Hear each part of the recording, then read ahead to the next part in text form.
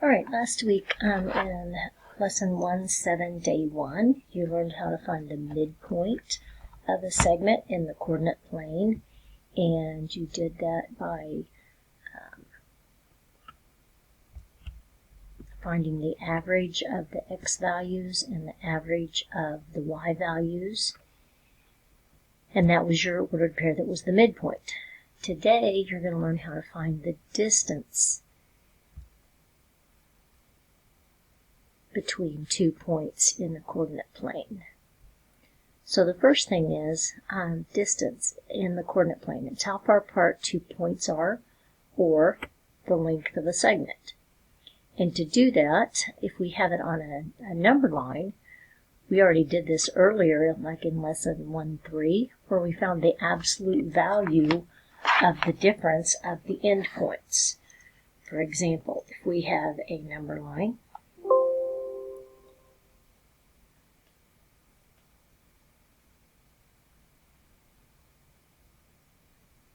and we have point A here and point B here.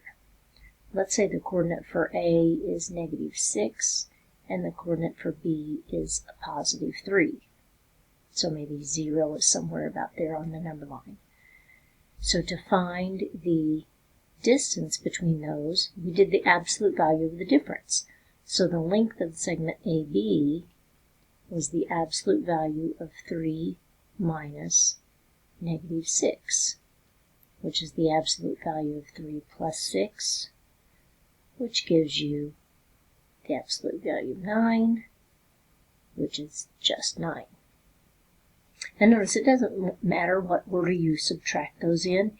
If I did it the other direction, if I said the absolute value of -6 minus 3, that would be the absolute value of -9, which is +9. That's why we put those absolute value bars on there, because distance is always positive. And that's a really key thing to remember. Your answer is always positive. All right, so here's the formula if we're in a coordinate plane and we need to find the distance between 2 points.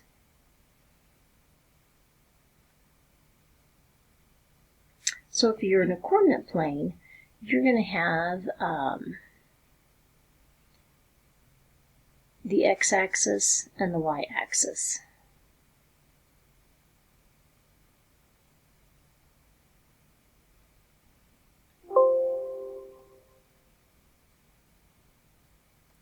And so you might have a point A down here and a point B up here, and you want to find how long that segment is, or what's the distance between those 2 points. So since each of them have ordered pairs,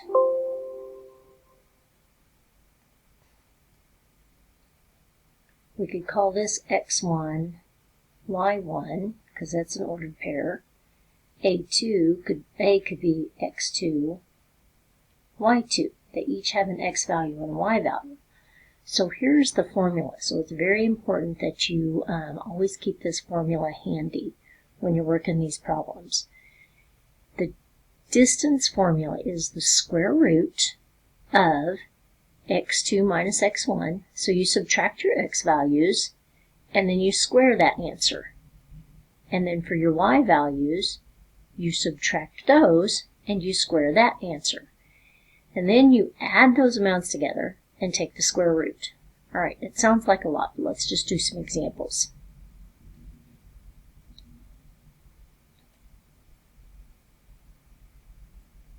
Oh, I don't know why it's doing that.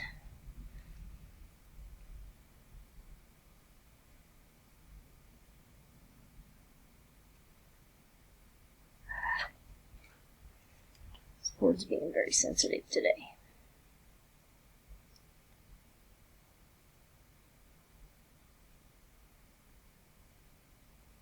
Okay, here we go. Find EF. That means we want to know how long that segment is, and round your answer to the nearest thousandth if necessary. Okay, so the first thing I'm going to do is rewrite that formula where we can see it. the distance formula is the square root of x2 minus x1, and that answer squared, plus y2 minus y1 with that answer squared. And all of that is under the square root. So it doesn't matter whether you call E or F x1, y1, x2, y2. You just choose and do it in your problem. In the end, your answer will be the same. If somebody else does it, oh, I didn't want to write that.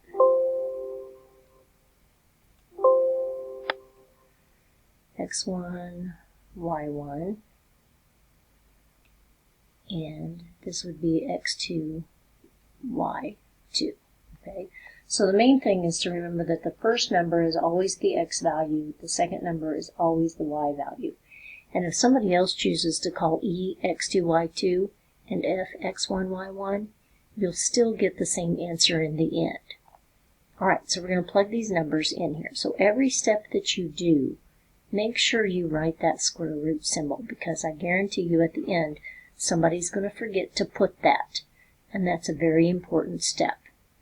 So x2 is 2 minus x1 is 7, quantity squared, plus y2 is negative 4 minus y1 is 5, parentheses, quantity squared. Okay, next step. We do what's inside parentheses first. 2 minus 7 is negative 5. Notice that I'm leaving that negative 5 still in parentheses. That's very important, because if you plug something in your calculator without that parentheses, you're going to get the answer wrong. Plus, negative 4 minus 5 is negative 9 squared. Okay, next step. Negative 5 to the second power means negative 5 times negative 5. Negative times a negative is positive, so you get positive 25. If you type it in your calculator like this and get an answer of that, it's going to tell you the answer is negative 25. That is not the proper way to do this problem. When you square this amount, you're always going to get a positive number down here. Plus, same thing here. Negative 9 squared means negative 9 times negative 9, which is positive 81. Now I'm going to say this again. If you typed it in your calculator like that and get negative 81, it is wrong. Alright, next step. Add together 25 and 81, which is 106. So we get the square root for 106. Now, 106 is not a perfect square number, so you have to plug this in your calculator, use your square root key. And the problem says round to the nearest thousandth. That is 3 decimal places. So if you plug that in your calculator, rounding to 3 decimal places would be 10.296. And that is how long that segment is. It's about 10.296 units. We don't have any measurement on there, so we just call it units. All right, let's do another one. See if you can do this one on your own. Pause the video, then come back and do a comparison.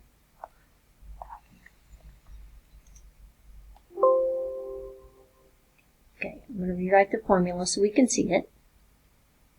Square root of x2 minus x1. You do not have to memorize this formula. You will get to have that in your notes when you are taking a quiz or a test. Alright, so my points are G and H. I want to know how far apart they are in the coordinate plane. What would be the segment if I connected them? What would be the length of it?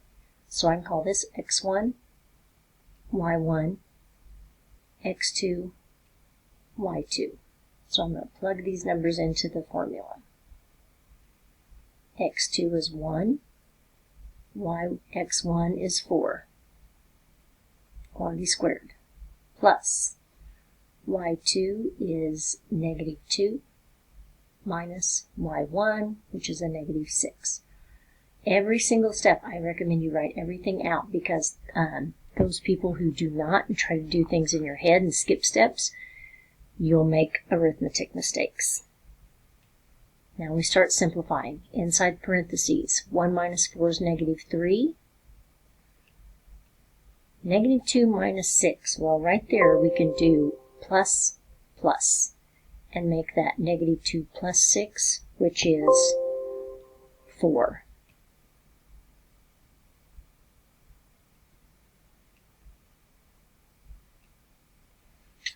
Next step, negative 3 to the second power is a positive 9. Negative 3 times negative 3 is positive.